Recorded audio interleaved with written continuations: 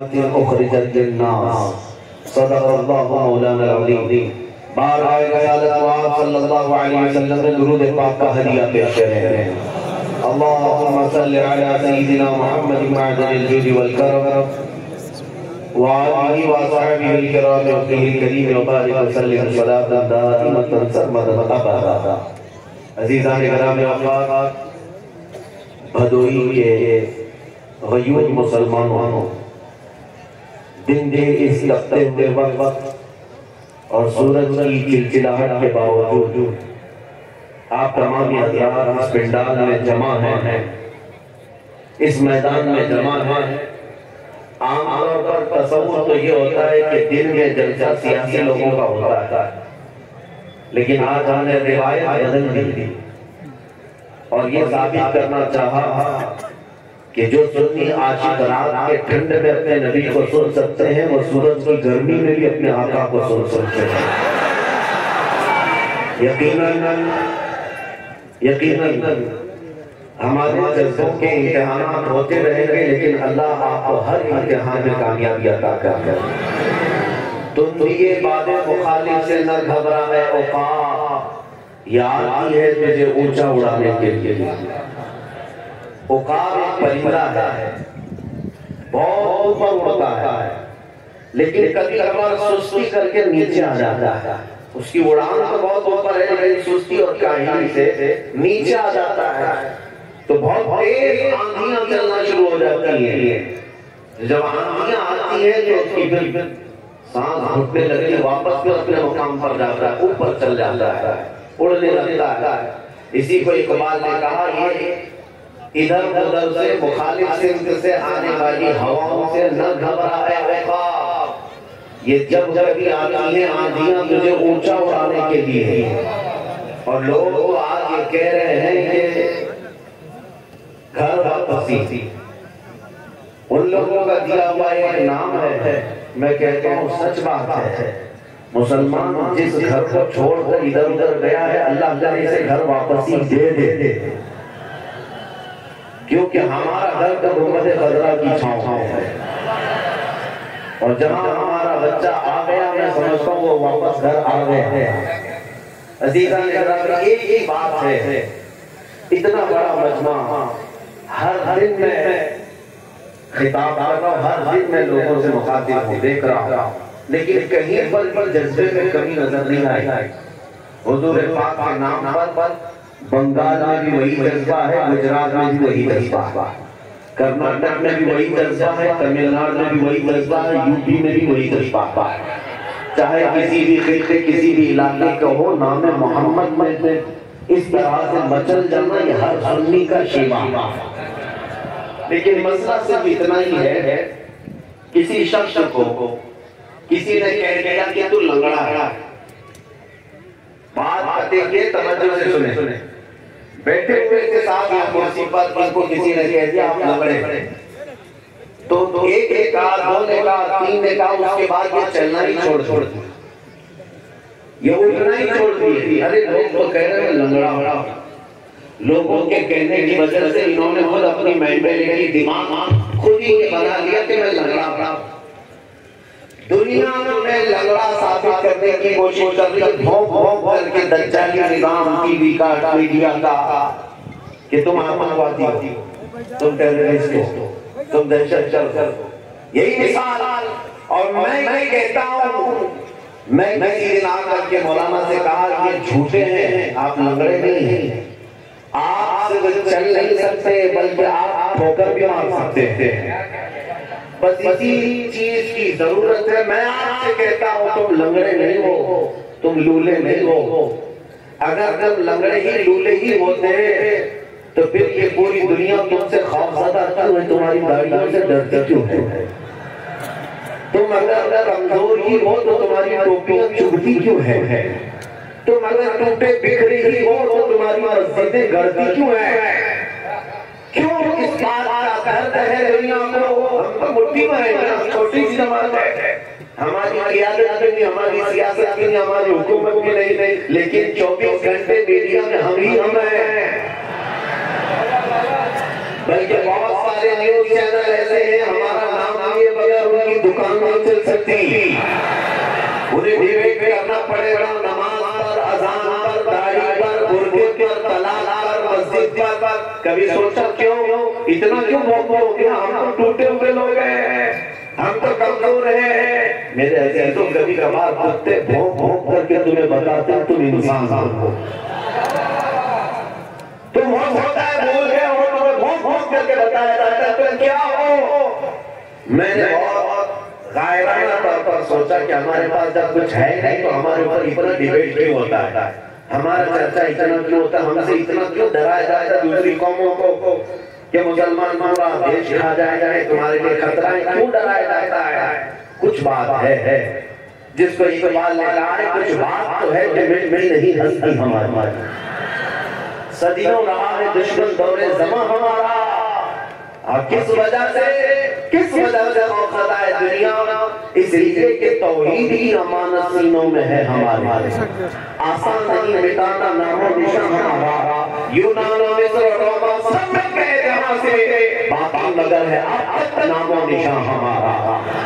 عزیزان گرامی وفا، تم لگڑے نہیں ہو، تم لولے نہیں ہو، تم کمزور نہیں ہو. دنیا دھوکے میں رکھی ہوئی ہے، دنیا جھوٹ بول رہی ہے، بلکہ محمد عربی صلی اللہ علیہ وسلم کی نسبت پایا ہوا.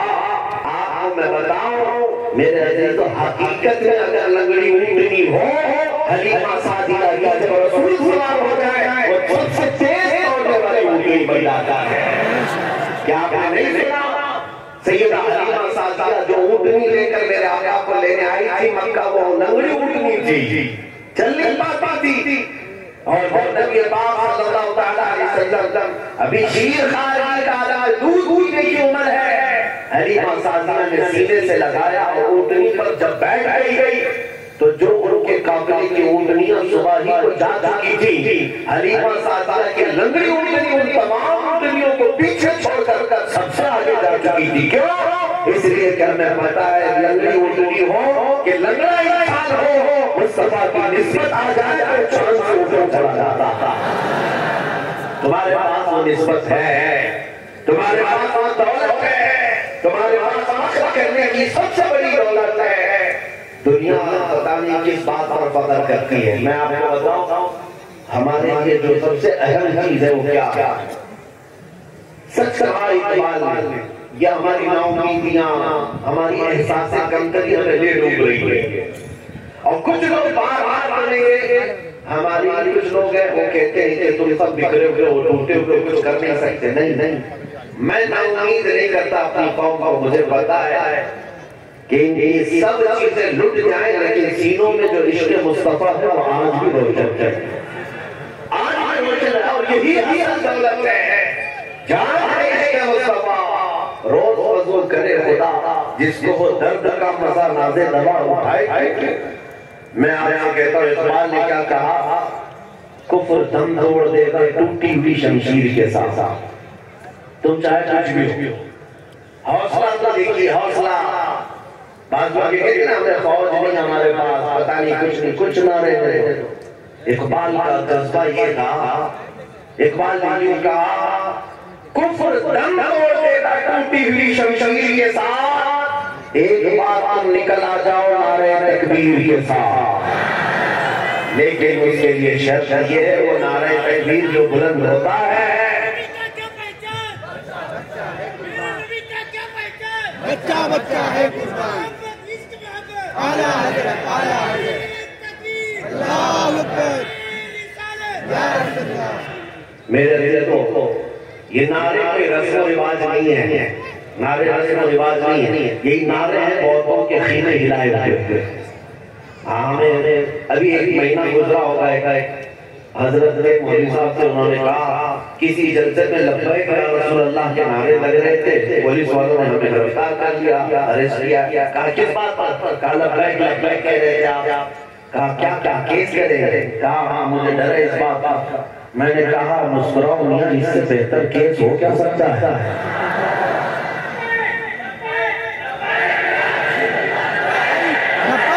لبیک یا رسول اللہ، لبیک لبیک یا رسول اللہ، لبیک یا رسول اللہ، لبیک یا رسول اللہ، لبیک لبیک یا رسول اللہ۔ میرے عزیزوں یہی وہ فطرت ہے، اسلام کی فطرت میں قدرت میں وہ لچکتی ہے، جتنا ہی دباؤ گے اتنا ہی وہ ابھرے گا۔ اب یہ نعرہ جو لبیک کا لگتا ہے صبح قیامت تک ٹھنڈا نہیں ہو سکتا، اس لیے کہ یہ کسی کے باپ کا نعرہ نہیں ہے، یہ تاجدار کائنات کو پکارا ہے۔ اور جب تک امت خضرا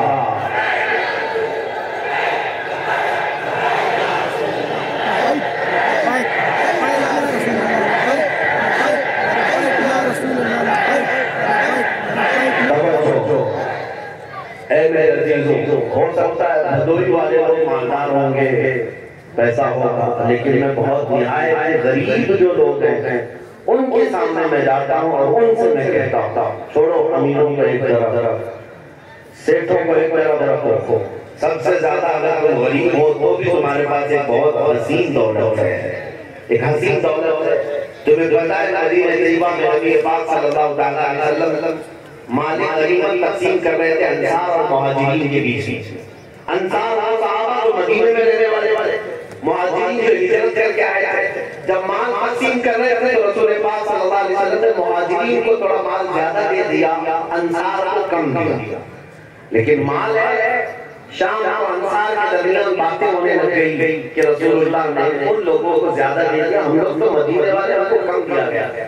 یہ بات پھیلتی رہی یہاں تک کہ حضور پاک صلی اللہ علیہ وسلم تک خبر آئی، نبی پاک نے انصار کو بلایا، توجہ سے سنو، انصار کو بلایا، کہا کیا تمہارے درمیان یہ خبر چل رہی ہے کہ میں نے مہاجرین کو زیادہ مال دے دیا اور تم کو کم دیا گیا؟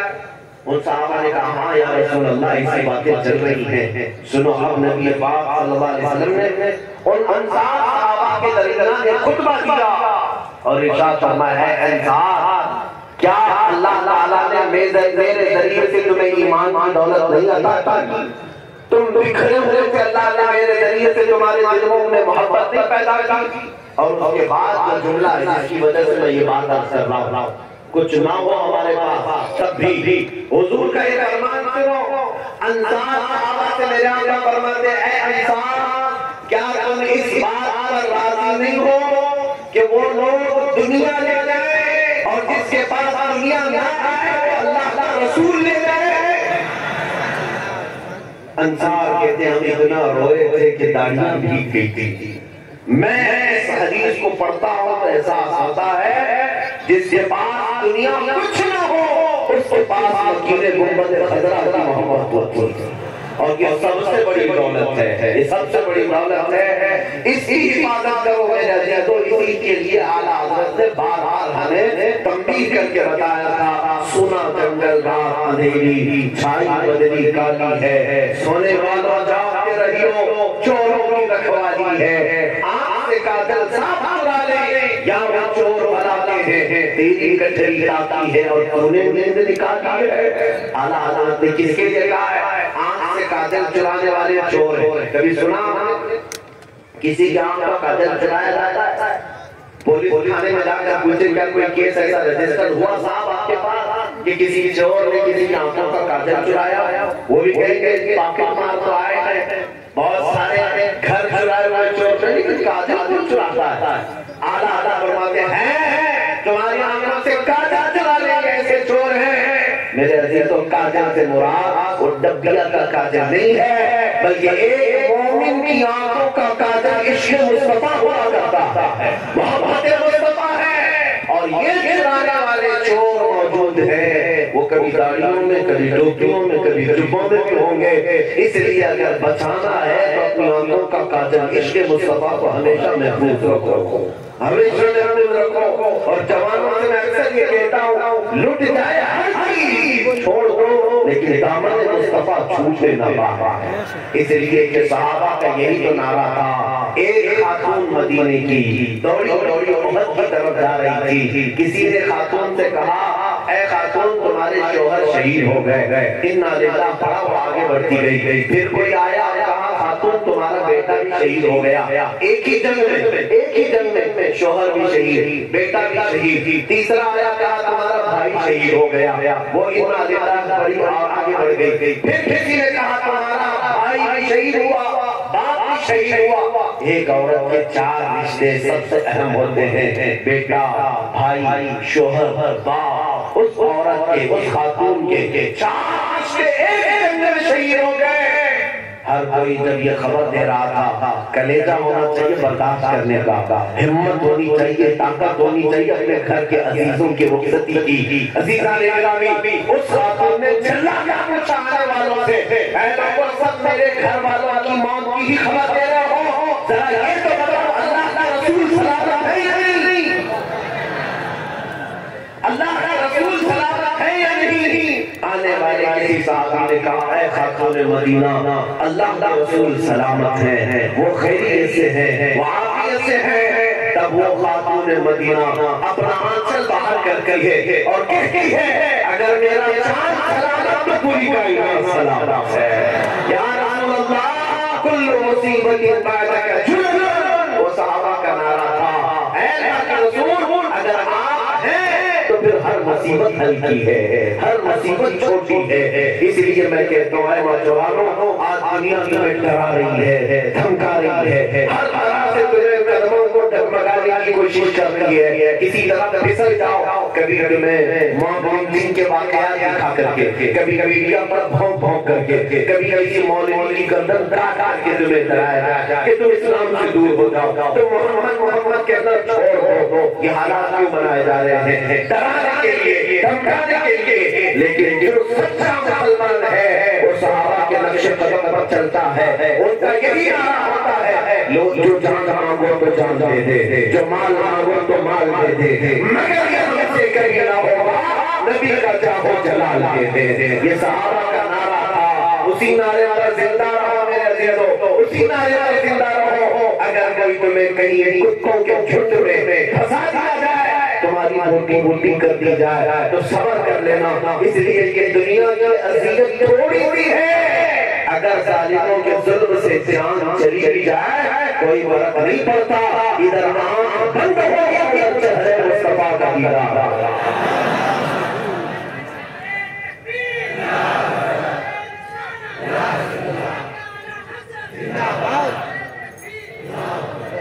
سچ بتاؤ، نبی پاک صلی اللہ علیہ وسلم سے سچی محبت ہے یا نہیں؟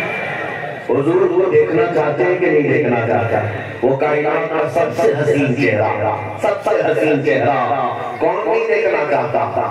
کون نہیں دیکھنا چاہتا؟ صحابہ سے پوچھو چہرہ تھا کیسے؟ حضرت جابر بن سمرہ کہتے ہیں، چودھویں کی چاندنی رات تھی، میں باہر نکلا، میں باہر آ رہا تھا، اچانک رسول پاک صلی اللہ علیہ وسلم سرخ جبہ پہنے اپنے گھر سے باہر تشریف لائے. حضرت جابر کہتے ہیں چودھویں کا چاند تھا اور ایک طرف حضور تھے. میں کبھی ادھر دیکھتا، کبھی ادھر دیکھتا، کبھی ادھر دیکھتا، کبھی ادھر دیکھتا. میں سوچ رہا تھا کہ میں کس کو کہوں، یہ زیادہ خوبصورت ہے یا وہ خوبصورت ہے. حضرت جابر کہتے ہیں اخیر میں پھر میرے دل نے پکار کر کہا، جس کو شاعر نے کہا ہے، چاند سے تشبیہ دینا یہ بھی کیا انصاف ہے، چاند سے تشبیہ دینا یہ بھی کیا انصاف ہے. چاند میں تو داغ ہے، حضور کا چہرہ صاف ہے. یہ صحابہ تھے جنہوں نے حسن مصطفیٰ کو دیکھا ہے، وہ طرف جاتے تھے، مچل جاتے تھے. ہم سب کو تمنا ہے یا نہیں؟ صحابہ کہتے جب حضور انجمن میں بیٹھے تو ایسا لگتا جیسے پورے گلشن میں ایک گلاب کھلا ہوا. وہ گلاب جیسی پنکھڑیاں، لبھائے ناز، وہ سرخ گالوں سے اور بھویں بھری ہوئی ابھری ہوئی پیشانی، کشادہ پیشانی، ابھری ہوئی بین مبارک اور لٹکی ہوئی زلفیں. ماں عائشہ صدیقہ فرماتی ہیں ایسا لگتا زلفوں کے بیچ سے کان میرے آقا کیسے چمکتے جیسے کالی رات میں تارے چمک رہے ہو. میرے لیے تو یہ حسن مصطفیٰ سے اس لیے میں بتا رہا ہوں تاکہ تمہارے ذہنوں میں ایک تصور رہے. میری آنکھیں بہت بے حیائی کر چکی ہیں، دنیا کا حسن دیکھ دیکھ کر کے پاگل ہوتا رہا. حقیقی حسن کیا ہے تمہیں ابھی خبر ہی نہیں ہے، ابھی تمہیں پتہ ہی نہیں. جس دن یہ طلب ہو جائے گی، طلب ہو جائے گی، اب مجھے دیکھنا ہے تو حسن مصطفیٰ دیکھنا ہے، تو پھر اس کے بعد ہمارا نوجوان ہر مصیبت کو گوارا کر لے گا. ہر مشکل کو گلے لگانے کا، کیونکہ اس کی نظروں میں یہ ہے، اس کی نظروں میں یہ امام احمد بن حنبل کی بات کرتا، وہ امام جن کو 5 لاکھ حدیثیں یاد تھی، لیکن ظالم خلیفہ نے آپ کے ہاتھوں کو زنجیر باندھ کر ایک فتوے کی وجہ سے ننگی پیٹھ پر کوڑے مار رہا، جلاد کوڑے مار رہا، کیوں؟ اس لیے کہ آپ نے حق شریعت بیان کی، آپ کو کوڑے لگائے جا رہے، لنگی کھلتی جا رہی، دونوں ہاتھ زنجیر سے بندھے ہوتے ہیں، ننگی پیٹھ پر کوڑے مر رہے، 100 کوڑے مارے جاتے۔ اس وقت جب لنگی کھلنے لگی تو امام احمد بن حنبل کی آنکھوں میں آنسو آ گئے، کہا کوڑوں کے پردے کا اتنا درد نہیں، لیکن سطر کے کھلنے کا خوف ہے کہ سطر نہ کھل جائے۔ جب امام احمد بن حنبل کی آنکھوں میں آنسو آئے تو تاریخ نگاروں نے بتایا اچانک 2 ہاتھ غیب سے برآمد ہوئے اور امام احمد بن حنبل کی تہبند کو پکڑ کر اور مضبوطی سے ان کی لنگی کھول کے تہبند کو کسی نے باندھ دیا، جو کھل رہی تھی وہ مضبوط ہو گئی۔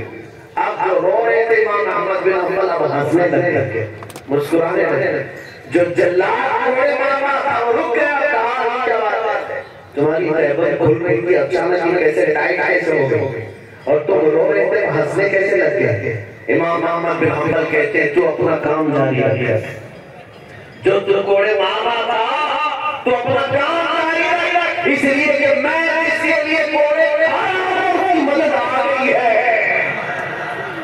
اسی لیے میں کہتا ہوں میرے عزیزو، نبی پاک صلی اللہ علیہ وسلم کبھی بھی اپنے سچے غلاموں کو تنہا نہیں چھوڑتے، کبھی تنہا نہیں چھوڑتے، اس لیے تم جمے رہو، رہتے رہو، مضبوطی کا دامن پکڑے رہو، چاہے دنیا میں جتنی آندھیاں آئیں، طوفان آئیں، اپنی تاریخ کو ذرا پڑھ کر کے دیکھو، یونان، مصر، ابھی میں نے کہا یونان و مصر و روما سب کچھ گئے تھے وہاں، باقی مذہب ہے اپنا نام و نشان ہمارا، بغداد کو تباہ کیا گیا، مراکش کو لوٹ لیا گیا، کتنی مرتبہ اسلام مملکتوں کو تہس کیا گیا، ہلاکو بھی آیا، چنگیز بھی آیا، وہ تو بڑے بڑے ظالم تھے جنہوں نے ہماری کھوپڑیوں سے مینار تعمیر کر دیے تھے، اور آج آپ ڈرے ہوئے ہیں کسی 5 سال کی نشری حکومت سے، صرف اتنا ہی ہے، اکبر بھی یہاں دور کر کے گیا 48 سال،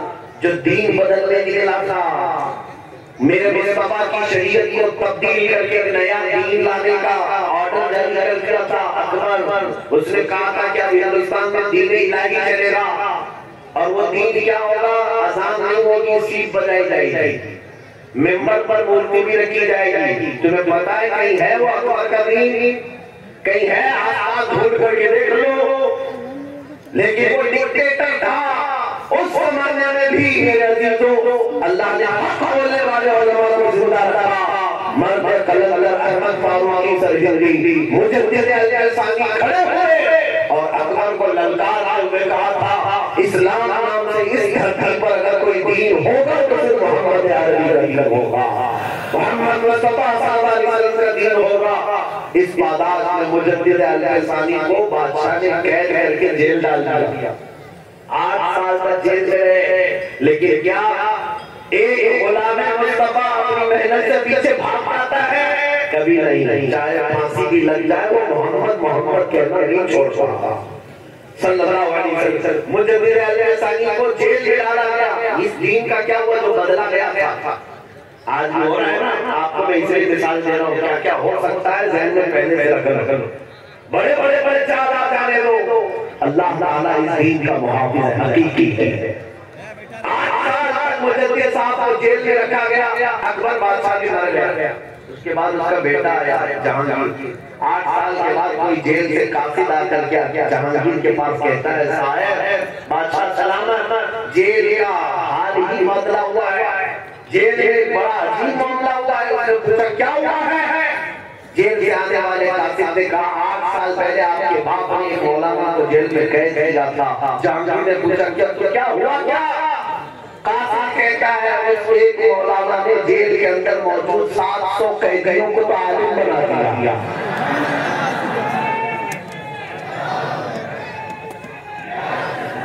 جیل میں رکھا گیا تھا اور 700 قیدیوں کو عالم بنا دیا، وہاں نماز جماعت سے ہو رہی ہے، قرآن بھی پڑھا جا رہا ہے، حدیث بھی، تفسیر بھی، سب کچھ چل رہا ہے۔ آنے والا کہتا ہے وہ جا کر دیکھے تو ایسا لگتا ہے وہ جیل میں گنبد خضرا کی چھاؤں میں بیٹھے ہوئے ہیں۔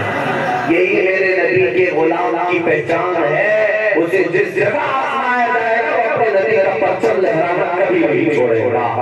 آج بھی میں آپ سے کہتا ہوں گھبراؤ مت، نہ گھبراؤ مسلمانوں، ابھی خدا کی شان باقی ہے، ابھی قرآن زندہ ہے اور اسلام باقی ہے۔ کوئی کسی بھی طرح سے آ جائے، کوئی بابا آ جائے، کوئی جنگلی آ جائے، کچھ بھی آ جائے، لیکن اتنی بات یاد رکھو، کچھ دیر کی خاموشی ہے پھر شور آئے گا، کچھ دیر کی خاموشی ہے پھر شور آئے گا۔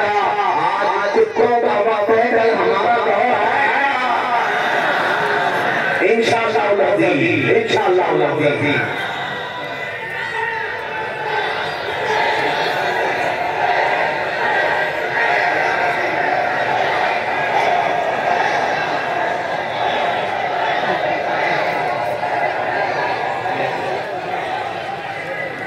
بس میں اپنی گفتگو کو سمیٹتا ہوں، یہ وقت مختصر سا تھا، میرا پیغام آج کے دن اتنا ہی ہے۔ اللہ نے قرآن میں فرمایا جنہوں نے کہا ہمارا رب اللہ ہے، آپ سب یہ کہتے ہیں ہمارا رب کون ہے؟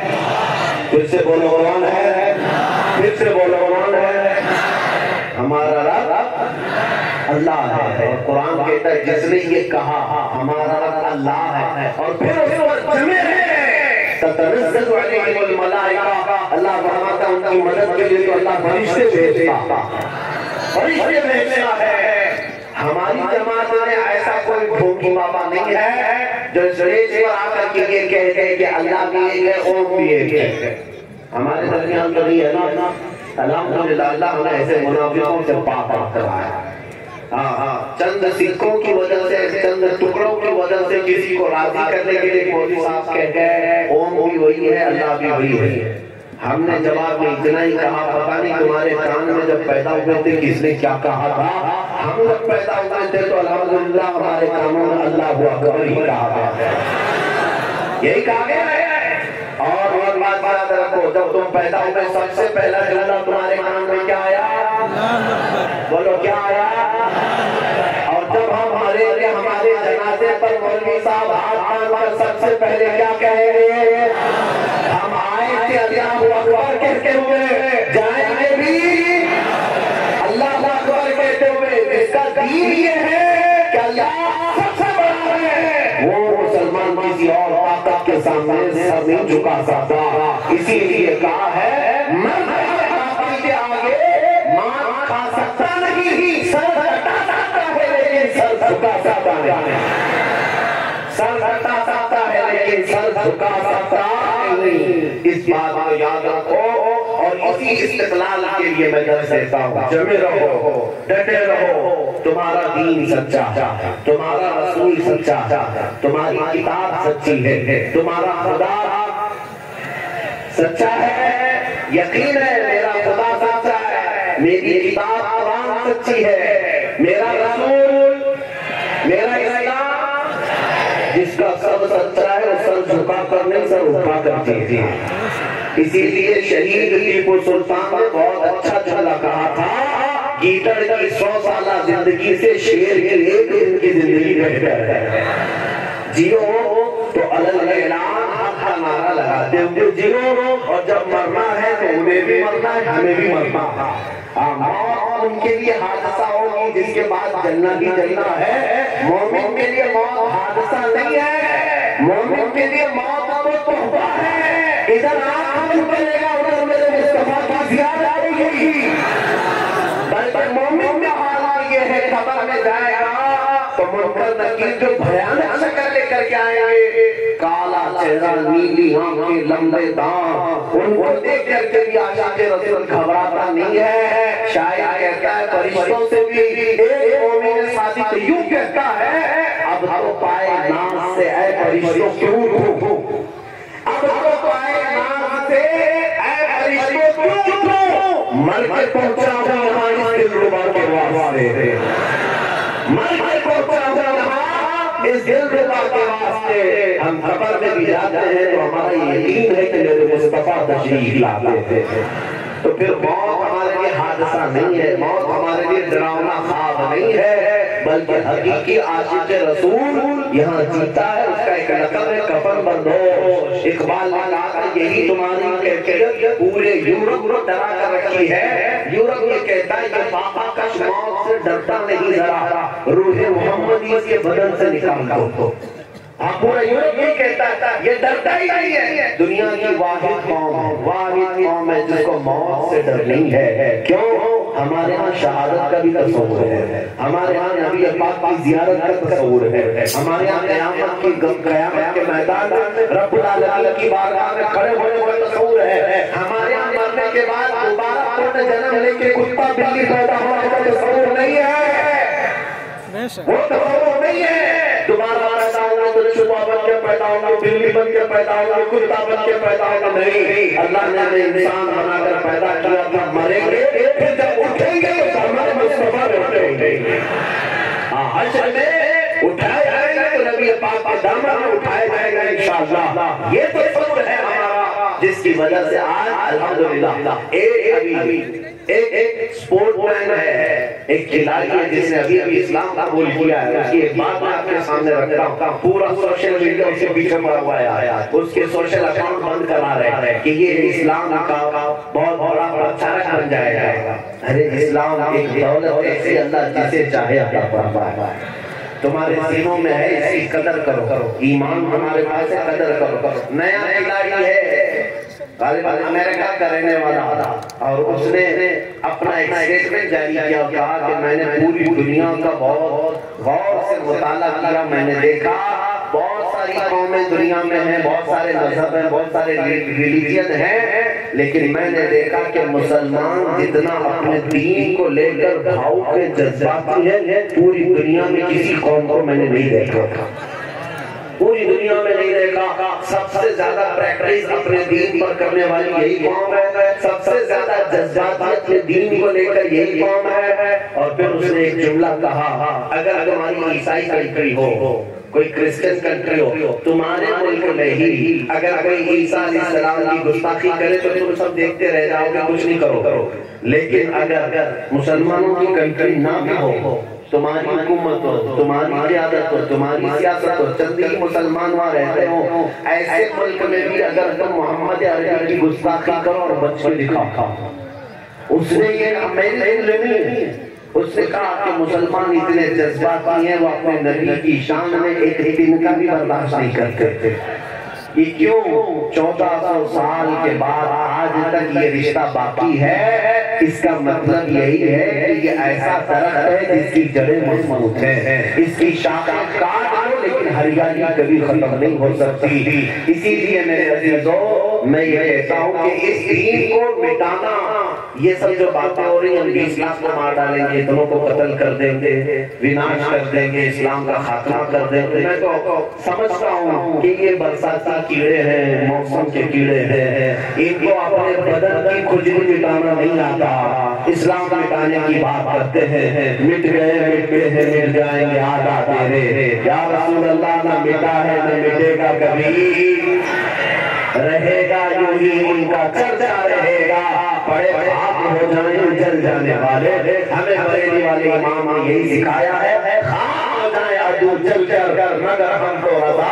دم میں جب تک دم ہے ذکر اللہ سناتے جائے، دم میں جب تک دم ہے ذکر اللہ سنانا جائے گا. عزیزان گرامی آپ یہی میرا پیغام تھا. نبی پاک صلی اللہ علیہ وسلم کی محبت میں کوئی سمجھوتا نہیں ہوگا. پانی نہ ہو جی لیں گے، کھانا نہ ہو جی لیں گے، کپڑے نہ ہو جی لیں گے، گھر نہ ہو جی لیں گے، سڑک نہ ہو جی لیں گے، لیکن بغیر مصطفیٰ کی عزت سے ایک آن بھی جینا نہیں گوارا ہوگا. یہی اپنے بچوں کو بھی درس دو کہ ہم اس بات پر سمجھوتا نہیں کرتے. کئی ڈپارٹمنٹ والے ہم سے یہی کہتے ہیں. ایک صاحب سے میرے ساتھ بیٹھے ہوئے تھے، بڑے ادھیکاری تھے کہ مولانا آپ اتنے جذباتی کیوں ہو جاتے ہیں، اتنے جذباتی کیوں ہو جاتے ہیں، کبھی کبھار ہمارے سخت جملے کہتے ہیں. میں نے صرف ان سے کہا اگر میں یہ کہوں آپ کی ماں کے بارے میں ایسا جملہ، وہ کرسی چھوڑ کر اٹھ گئے.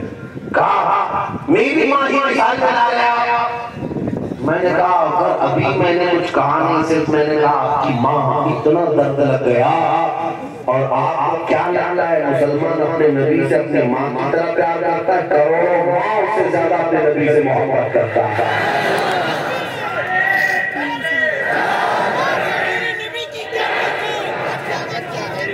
ہمارا معمول یہی ہے، اعلیٰ حضرت نے یہی سکھایا ہے، کرو تیرے نام پہ جا فدا، نہ بس ایک جہاں دو جہاں فدا، دو جہاں سے بھی نہیں بھرا، کرو یا کروڑوں جہاں نہیں۔ اس لیے آپ میرے عزیزوں آخری پیغام مرشد برہان راجی شریعہ رحمۃ اللہ تعالیٰ نے اپنے آخری عمر میں یہ پیغام دیا تھا، جو سب سے بہترین پیغام ہے، زندگی یہ نہیں کسی کی کسی کے لیے، زندگی ہے نبی کی نبی کے لیے، نہ سمجھ رکھتے ہیں زندگی کے لیے، ارے جینا مرنا ہے سب کچھ، جینا مرنا ہے سب کچھ۔ آؤ آج یہ عہد کر کے اٹھے ہیں اس جلسے سے، میرے مصطفیٰ کو حاضر و ناظر جانتے ہیں میرے آقا کو مالک و مختار مانتے ہیں یا نہیں؟ آؤ اس رسول کو حاضر و ناظر مالک و مختار مان کر اب یہ عہد کرتے ہیں، یا رسول اللہ آج کے بعد زندگی ہم آپ کے لیے وقت کرتے ہیں،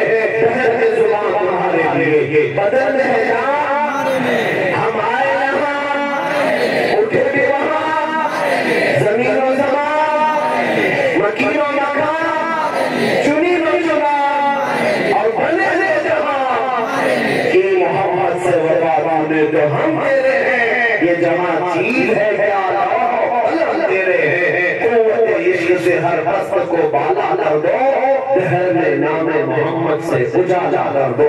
اللہ کریم ہمارے ہر گھر میں میرے مصطفیٰ کی روشنی عطا فرمائے۔ اور میں بتانا بھول گیا جو چیز کہہ رہا تھا، تم اگر ذرا برابر ڈگمگا بھی گئے تو یہ مت سوچنا کہ اسلام کا کچھ نقصان ہو جائے گا، سوائے تمہارے نقصان کی کچھ نہیں ہونا ہے، نہ ہی حضور کی عزت پہ کچھ ہاتھ آنی ہے، اس لیے کہ یہ دستور خدا کا جتنا کچرا ہے وہ آندھیوں میں اڑ کر چلا جاتا ہے، طوفانوں میں چلا جاتا ہے۔ ابھی 2 سال پہلے کتا نکلا تھا، رافضی کتا، جس نے اپنا نام بھی بدل دیا، دھرم بھی بدل دیا، ٹکا بھی لگا دیا، ہری ہری بھی پہن لیا اور کہا کہ اب میں اگلی حکومت کروں گا۔ دیکھا 6 مہینے کے بعد پتا چلا سارے پنڈتوں نے کک مار کر بھیج دیا، ٹھوکر مار کر بھیج دیا۔ ابھی کل پرسوں میں نے دیکھا کہ روتے ہوتے بیچارہ مطالبہ کر رہا ہے، میری جان خطرے میں ہے، میرے اوپر زبردستی آروپ لگائے جا رہے ہیں، لکھنؤ کا اب حالت یہ ہے کہ دھوبی کا کتا نہ گھر کا نہ گھاٹا، تم درے مصطفیٰ کو چھوڑ کر یہ سوچ رہے تھے کہ ان کے دامن میں جا کر بنا دوں گا، عزت ہی عزت ہوگی۔ ظالموں تم نے ابھی ذلت دیکھی، کیا ہے یہ دنیا ہے، ابھی آخرت میں دیکھنا باقی ہے، آخرت میں دیکھنا باقی ہے۔ میرے امام بریلی کے تاجدار نے 100 سال پہلے یہ کہا تھا، یا رسول اللہ جو تیرے در سے یار پھرتے ہیں، جو تیرے در سے یار پھرتے ہیں، در بدر ہی خار پھرتے ہیں۔ ہم نے انہیں کی ذلت کو دیکھا ہے، جو میرے مصطفیٰ کو چھوڑا در در کی ٹھوکریں کھاتا ہے۔ اس لیے ہمارا مسئلہ کیا ہے، ہم بارگاہ مصطفیٰ میں یوں کہتے ہیں، کسی کی جے جے کیوں پکارے کیا غرض ہم کو، کسی کی جے جے کیوں پکارے کیا غرض ہم کو، ہمیں کافی ہے سید اپنا نعرہ یا رسول اللہ، ہمیں کافی ہے سید اپنا نعرہ یا رسول اللہ، تیرے ٹکڑوں پہ پلے رائے ٹھوکر کا لڑا، چھڑچھڑیاں کھائیں کہاں چھوڑ کے صدقہ تیرا۔ اللہ کریم اس جلسے پاک اپنی بارگاہ میں قبول فرمائے۔ آج میرے آنے کا ایک مقصد یہاں تھا، یہ جلسہ تو نہیں تھا، مولانا شمشاد رضوی صاحب ہمارے محب گرام، انہوں نے خصوصی دعوت دی تھی کہ اہل بدوئی کے مخیر حضرات کی ایک میٹنگ تھی، جس میں 30-40 حضرات خصوصی میٹنگ میں شامل تھے، لیکن یہاں آنے کے بعد پتہ چلا 30-40 لوگ نہیں، یہ تو پورے عاشقوں کا جھرمٹ یہاں پر موجود ہے، اور اس لیے بھی کہ مجھے دیکھنے کے لیے لوگ نہیں آتے، یہ میرے مصطفیٰ کی نسبت کا فیضان ہے۔ ہاں ہم نے دیکھا ہے، اور آج جگہ جگہ یہ نعرہ بھی لگاتے ہوئے گھومتا ہوں، جب تک بکے نہ تھے تو کوئی پوچھتا نہ تھا، جب تک بکے نہ تھے تو کوئی پوچھتا نہ تھا، یا رسول اللہ تم نے خرید کر ہمیں انمول کر دیا۔ یہ ناز کی انداز ہمارے نہیں ہوتے، جھولی میں اگر ٹکڑے تمہارے نہیں ہوتے، جب تک کہ مدینے سے اشارے نہیں ہوتے، روشن میری قسمت کے ستارے نہیں ہوتے۔ اسی لیے آپ کو بھی پیغام یہی ہے، بے دام ہی بک جائیے بازار نبی میں، اس شان کے سودے میں خسارے نہیں ہوتے۔ آج میں آیا تو اس جلسے کو مخاطب کرنے کا ایسا کوئی میرا ارادہ نہیں تھا، نہ ہی مجھے پتا تھا اتنا بڑا جلسہ ہونا، ایک میٹنگ ہونی تھی، اور وہ میٹنگ خاص طور پر میں آپ کے سامنے یہاں وہاں نہ ہو سکی، اس لیے میں یہاں آپ کے سامنے عرض کر رہا ہوں کہ آج ضرورت اس بات کی، جیسے آپ مفتی احتشام صاحب سے بھی سن رہے تھے، ہمارے جلسے میں لاکھوں کا تو ہم خرچ کر جاتے ہیں، ایک رات کا خرچہ کہیں 10 لاکھ، کہیں 15 لاکھ، کسی جلسے میں 5 لاکھ سے کم کا جلسہ نہیں۔ بہار میں تو میں گیا، بہار والوں نے کہا سال بھر میں 4000 جلسے ہوتے اور ہر جلسے کا خرچ 5 لاکھ سے کم نہیں ہوتا۔ حساب لگایا گیا کہ تقریباً 2000 کروڑ کے آس پاس سال میں خرچہ ہوتا ہے مسلمانوں کا جلسوں میں، لیکن حیرت کی بات یہ ہے کہ پورے اسٹیٹ میں ایک مسلمانوں کی یونیورسٹی نہیں، ایک ادارہ نہیں۔ جلسہ کرنے کے میں مخالفت نہیں کرتا، ہونا تو چاہیے، لیکن اب تو آن لائن سارا سسٹم آپ کے ہاتھ میں آ چکا، ہماری تقریریں ہر گھر پہ سن بھی رہے ہیں، سب لوگوں تک پہنچتی ہیں، لیکن آپ کو جو کام کرنا ہے وہ کوئی ایسا ادارہ قائم کرو جو صبح قیامت تک قائم رہے۔ جلسہ کرنا، نیاز پکانا، یہ ساری چیزیں مختصر کر لو، ثواب اس کا ہے، اس کو مختصر کر لو، لیکن جو ادارہ قائم ہونا چاہیے وہ قیامت تک رہنے والا کام ہے، تمہارے نسلوں کو کام آئے گا، نسلوں کو کام۔ آج ہماری تقریر سنیں، کل تک پتہ نہیں کتنوں کو یاد ہوگی، کتنوں کو نہیں۔ جلسے میں کیا ہوا تھا کیا نہیں، بہتوں کو یاد نہ رہے گا، 8 دن کے بعد بھول جائے گا، لیکن اگر کوئی میرے مصطفیٰ کے نام پر ادارہ قائم ہے تو صبح قیامت تک چمکتا دمکتا رہے گا ہماری نسلوں کے لیے۔ میں آپ کے سامنے اعلان کر دیتا ہوں، کیونکہ میں نے اس سے قبل اس طرح سرعام اعلان نہیں کیا تھا تفصیلاً، مفتی صاحب کا حکم ہے، ہم نے ایک پروجیکٹ بنایا ہے، اور آپ سے بھی گزارش ہے کہ ہر اسٹیٹ میں، ہر شہر میں یہ پروجیکٹ مسلمانوں کا ہونا چاہیے۔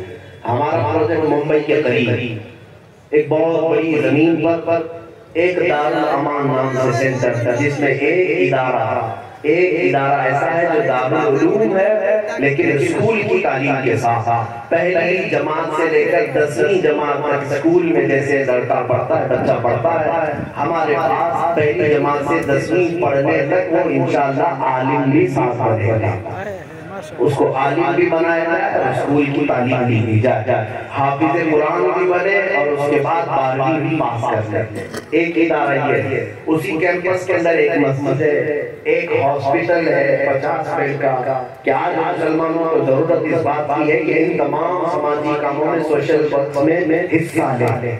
تیسرا اس میں ایک پروجیکٹ ہے ڈم اینڈ ڈم اسکول، یعنی گونگے اور بہرے بچوں کے لیے اسپیشل اسکول، کیونکہ ہمارے یہاں یہ سمجھا جاتا ہے جو گونگا ہے، بہرا ہے، وہ پھر یا تو بھیک مانگنے کا ہی کام ہے، اس کے علاوہ اس کا کوئی کام نہیں۔ مولانا جانتے ہیں مصر میں تو اندھے اور بہرے تو سب سے ٹاپ ہوتے تھے، ہماری کلاس میں 18 اندھے لوگ تھے، میری جماعت میں 18، اور سب سے فرسٹ نمبر پر آتے تھے، اور خود ہمارے استاد طاہا حبیشی صاحب جنہوں نے 40 سے زیادہ کتابیں لکھی ہیں، لیکن وہ پیدائشی اندھے تھے، اور میرے استاد ہیں جن کے ہاتھ بھی نہیں تھے، پیر بھی نہیں تھے اور آنکھ بھی نہیں تھی، دکتور عثمان زکی صاحب، ان کو ویل چیئر پر لا کر بٹھایا جاتا تھا، لیکن پوری کالج کے سب سے سینئر استاد تھا۔ تو وہاں پر یہ نہیں ہے کہ اندھا ہو جائے تو چھوڑ دیا جائے گا، نہیں، اندھوں کو پڑھایا جاتا ہے، لیکن میں نے محسوس کیا کہ پورے ہندوستان میں ہمارے پاس کوئی ایسا ادارہ نہیں ہے جو ہمارے اندھے یا ایسے اسپیشل بچوں کے لیے کوئی ادارہ ہوتا ہے، دوسروں کے پاس ہوگا، لیکن ہمارے سنیوں کے پاس ادارہ اس کا پروجیکٹ ہم نے کیا۔ اور اس میں ریہاب سینٹر، ریہابلیٹیشن سینٹر، اس کا کام کیا ہے؟ ایک ایسی عمارت ہے جو چاروں طرف سے بند ہوگی، جو نوجوان نشہ میں ایڈکٹ ہو چکے، چھوڑتے نہیں ہیں نشہ، اور چھوڑنا چاہتے ہیں، ان کے گھروں والے نوجوانوں کو لا کر ہمارے پاس چھوڑ دیں، 6 مہینے سال بھر کے اندر ان کو وہاں ایسی تربیت اور ایسی دوائیاں رکھی گئی ہیں کہ وہ تمام نشہ کی عادتوں سے باز آ کر ایک صالح مسلمان بن کر باہر نکلے۔ اور یہ ادارہ بھی کہیں پر موجود نہیں. کرسچن لوگ چلاتے ہیں اور بھی دوسرا مذاہب والوں کے پاس ہے ریحاب سینٹر، لیکن سنیوں کے پاس اس ادارے کی کمی ہے. میں اس کا ایک اور ایک اس کے اندر اسی کیمپس کے اندر ایک اولڈ ایج ہاؤس ہے. اولڈ ایج ہاؤس کا مطلب سینئر سٹیزن، بوڑھے لوگوں کے رہنے کی جگہ. حالانکہ اسلام میں ایسا کوئی کانسیپٹ نہیں ہے کہ بوڑھے لوگوں کے لیے کوئی ایک دھرم شالہ بنایا جائے. ہے یہاں پر بہت سارے، لیکن اس سوچ کی وجہ یہ ہے کہ کچھ گناہ ہنجار اولاد ایسی ہے جو اپنے ماں باپ کو چھوڑ دیتی ہے اور ان کے ماں باپ آوارہ بھٹکتے رہتے، کبھی وہ آشرم میں چلے گئے، کہیں جا کر پناہ لے لی. ہمارے ساتھ ایک ایسا حادثہ ہوا تھا جس کے بعد ہم نے اس کانسیپٹ کو شروع کیا. ممبئی شہر میں ہی ایک علاقے میں ایک بوڑھے میاں ایک بلڈنگ کے نیچے رہتے تھے، بیمار ہو گئے تو لوگوں نے کہا کہ ان کو کون دیکھتا ہے، کوئی ہے نہیں.